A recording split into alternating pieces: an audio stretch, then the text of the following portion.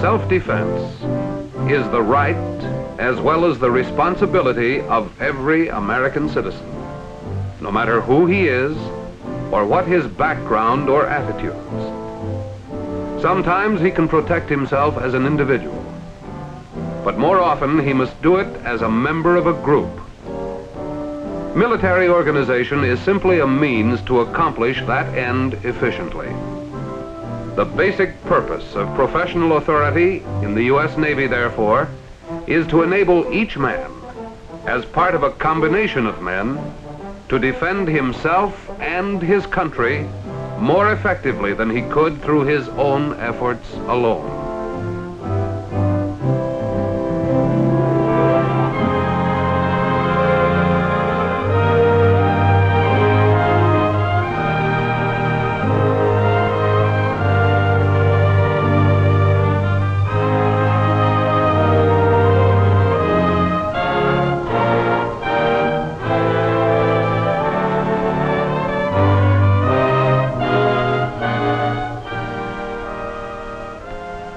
What, then, is required of the commissioned officer carrying out the functions of authority in the naval service?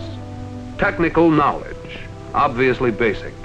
But because the officer doesn't work with machines alone, he needs something else. The ability to get people to work together toward common objectives. He needs to be a leader. What does leadership make one think of? Immortalized heroes: Jones, Farragut, Decatur, the two Perrys, Maury, Dewey, Preble. These men were all successful commanders. Let's see what kind of men they were.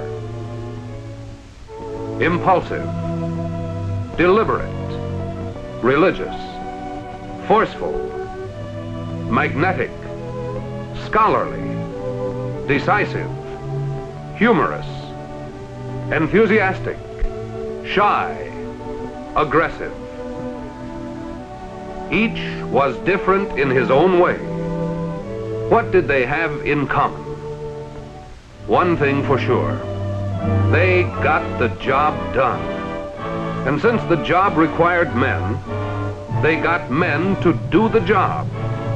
And they got them to do it better.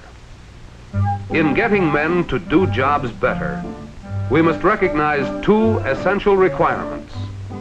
First, the men must be able to do the job. In this, a man is like the machines he uses. The better designed the machine, the better it does its job. The better a man's natural ability, skill, training, and experience, the better he can do his job if he wants to. Second, then, men must want to do the job. Like machines, they need forces that can drive them to use their abilities to think, to work, to sweat, to get the job done. Forces that drive us all to learn and to do what we must to get what we need. Men, like machines, are driven, but there the similarity ends. While any particular machine is driven by the one kind of power for which it was designed, human beings are driven by a multitude of motivating forces. Baby wants food. Mother wants to feed him. Man wants a job. Boy wants to meet girl. Some people want service. Others want to serve. All driven by this human motive power. All seeking satisfaction for their special needs and aspirations. Some successfully, some unsuccessfully. Yeah, it's about time old Jughead gave me a chance. You know, I'm gonna go up for first class. You know, I can take these babies apart, put them together again in my sleep. All I want is to get off this tub. I got a kid a year old I ain't even seen yet.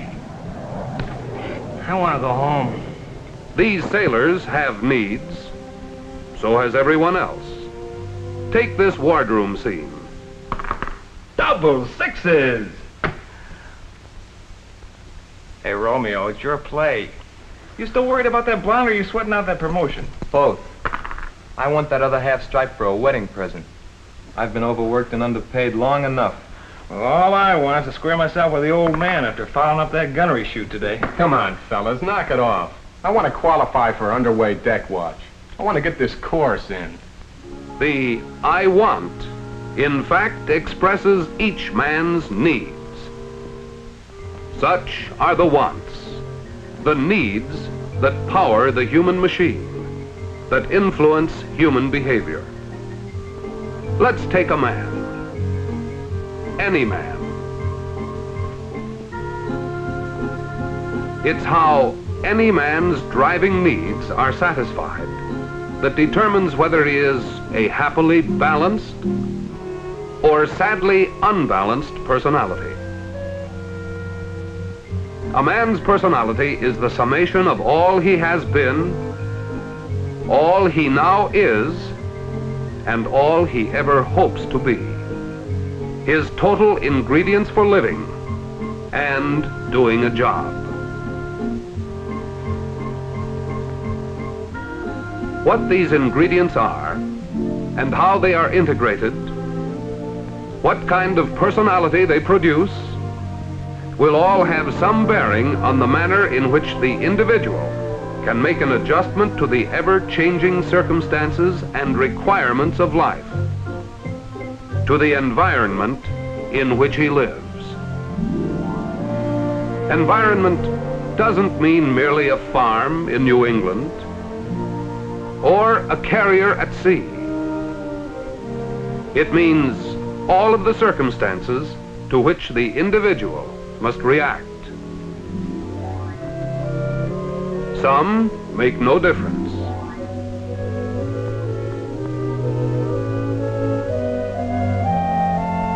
Some are favorable.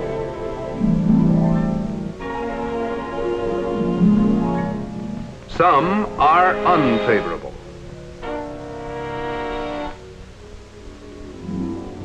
Take a day, any day.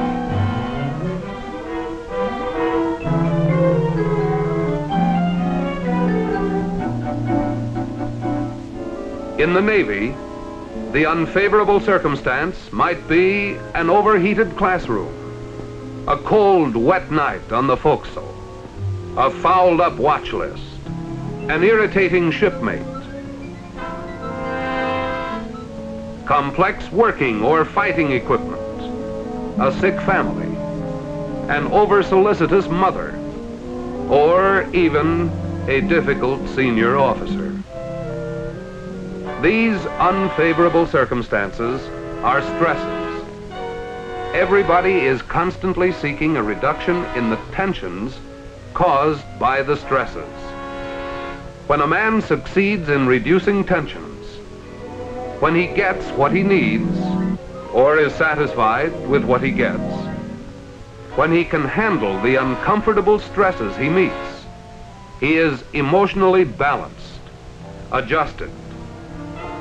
The way a man's personality is able to adjust to the ever-changing stresses in his life, minute to minute, hour to hour, day to day, is the real measure of his emotional fitness. If he cannot handle the stresses of his environment, he is emotionally out of balance, maladjusted. All of us, at times, show evidence of maladjustment to some degree in the form of minor failures, depressions, errors of judgment, inefficiency, irritations, and other deviations from ideal behavior. We all swing between adjustment and maladjustment. At any point, short of complete success, we may give up reasonable attempts to adjust and resort to the unreasonable.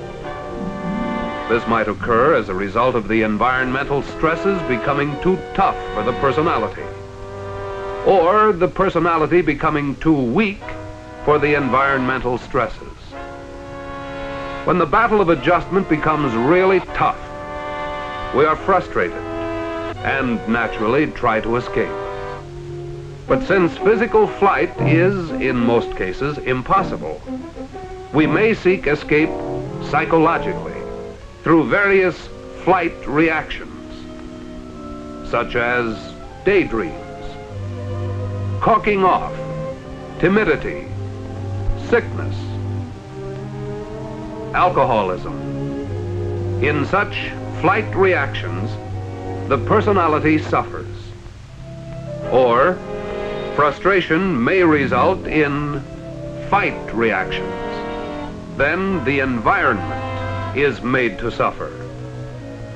Such reactions are seen in irritability and in destructive behavior. Sometimes it is possible to have a mixture of both the fight and the flight reactions, such as a pugnacious drunk. And in the Navy, as anywhere else, the fight reaction can also take the form of actual criminal offense.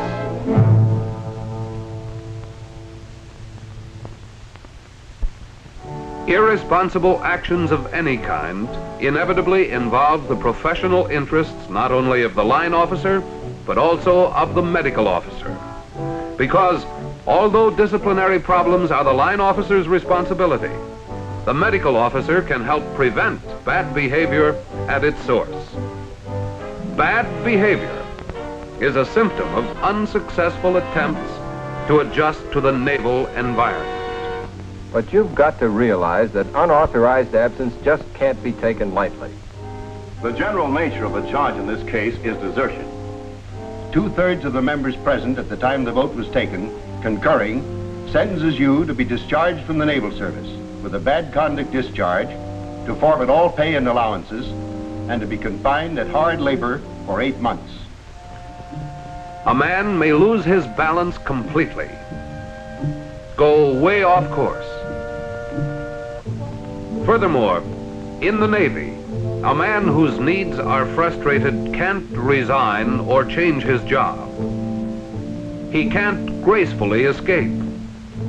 A maladjusted sailor must either stick it out until his enlistment expires, or get court-martialed, or medically surveyed. Fortunately, however, this same exacting environment is a source of strong psychological support, both for the officer and for the men under his command. Military discipline itself is a primary support because it enables the individual to fit into an orderly system. Being a member of an organized group, belonging, sharing the responsibilities and privileges of military life, offers a basis for emotional stability to every man. And the junior officer can give his men even further psychological support by recognizing them as individuals, by trying to understand the driving needs and aspirations behind their behavior. He can help them toward a successful adjustment to Navy life.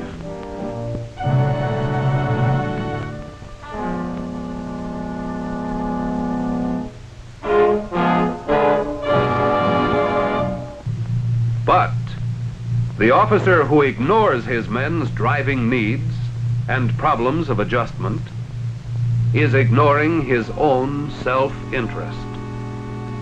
Unsatisfied needs, unresolved problems of adjustment will backfire in the form of transfer requests, increased sick calls, AWOLs, waste, and inefficient performance of duty. The common denominator in all our successful naval leaders has been they got the job done. If you are going to be a successful naval leader, your men must want to do the job. They will if they achieve healthy emotional balance. You can help them achieve this balance by your understanding of the adjustments necessary within the naval environment.